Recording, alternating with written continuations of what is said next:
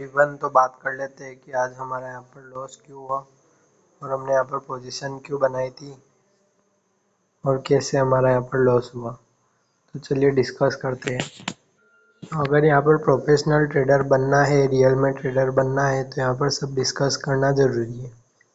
यहाँ पर क्या हो रहा था देखिए, पिछले दिन के अंदर एक अच्छी खासी कैंडल बनी, ब्रेकडाउन किया, उसके बाद में क्लोजिंग प्राइस का ब्रेकडाउन किया। यहाँ पर देखिए क्लोजिंग प्राइस का ब्रेकडाउन किया।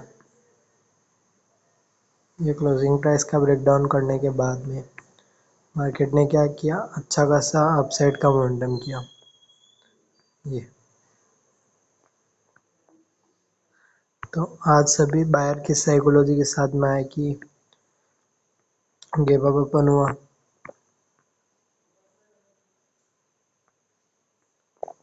उसके बाद में इसका ब्रेकडाउन किया, तो यहाँ पर एक अच्छा खासा बाइंग साइड का मोमेंटम आया।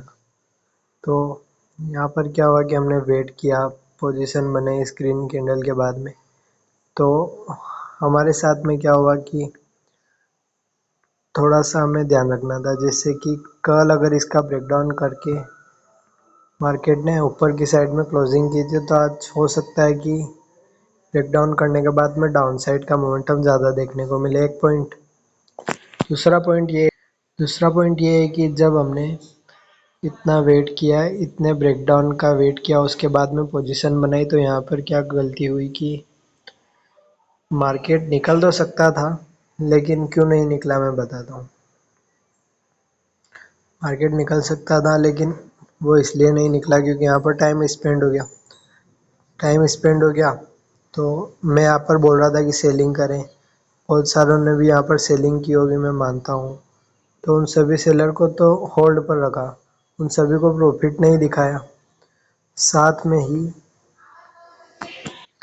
ही क्या किया, यहाँ पर जो सेलर बैठे थे वो उनको तो प्रॉफिट नहीं देना था, क्योंकि अगर यहाँ से डायरेक्ट निकल जाता तो यहाँ पर जो भी बाइंग करके बैठे हुए उनको तो अच्छा खासा प्रॉफिट हो जाता।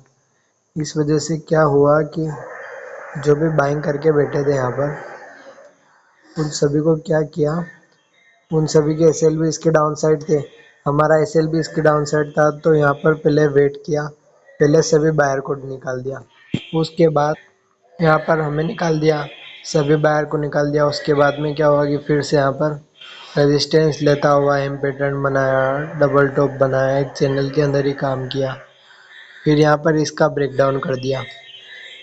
जो भी यहाँ पर बायर बैठे हुए होंगे उन सभी के एसएल खा लिए, साइडवेज में वैसे भी बहुत सारा प्रीमियम डीके हो गया होगा। उसके बाद में सभी के एसएल खा लिया मार्केट ने, और जैसे ही सबके एसएल खाए, सेलर एक्टिव हुए पड़े थे ऊपर की साइड में, तो उन सभी को निकालते हुए डायरेक्ट अपसाइड का मोमेंटम किया, और सभी को निकालते हुए ये मोमेंटम कर दिया। तो अब यहाँ पर क्या हुआ होगा मैं बताता हूँ आपको। जो भी यहाँ पर बायर आए होंगे वो सब रिटेस्ट का वेट कर रहे होंगे, उन्हें कोई रिटेस्ट नहीं मिला, आधे बायर तो ऐसे ही कट गए, दिन भर कट गए। तो उन्होंने सोचा होगा कि यहाँ से सेलिंग आएगी,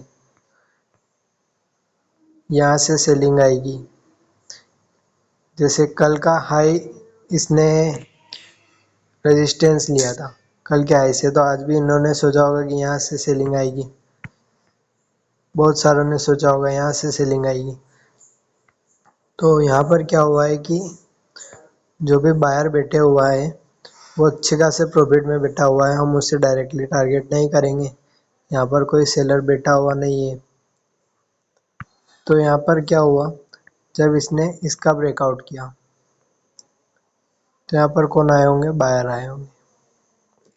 51,500 का जब ब्रेकआउट हुआ तो यहाँ पर बायर आए होंगे। अब यहाँ पर जब तक 51,500 के लेवल को होल्ड कर रखा है, तब तक यहाँ पर डाउन साइड का कोई भी मोमेंटम नहीं है, ना हम किसी को टारगेट करेंगे। यहाँ पर कोई भी बायर के एसएल अवेलेबल नहीं, ना सेलर के एसएल अवेलेबल है। यहाँ पर क्लोजिंग प्राइस के आसपास बायर और सेलर दोनों आते हैं, तो वो अवेलेबल है। तो हम यहाँ पर कैसे काम कर सकते हैं कल, तो कल देखिए गैप अप ओपन होने के बाद में एक ब्रेकआउट दे देता है, तो हमारे लिए सबसे बढ़िया है सेलिंग करने का, और 51,500 तक का भी हम लेवल देख सकते हैं। उसके बाद अगर गैप डाउन ओपन हो जाता है तो गैप डाउन ओपन होने के बाद में जब ब्रेक डाउन देगा उसके बाद में हम यहाँ पर कैसी पोजीशन बना सकते हैं, बाइंग साइड की पोजीशन बना सकते हैं। डाउन साइड ऐसे नहीं है, यहाँ पर नए सेलर अवेलेबल हो जाएंगे तो उनको टारगेट करते हुए हम यहाँ पर पोजीशन बना लेंगे।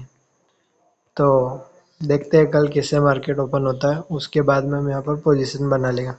हमारा प्लान तो यहाँ पर बाइंग साइड करने का है अगर सेलर को टारगेट करता है।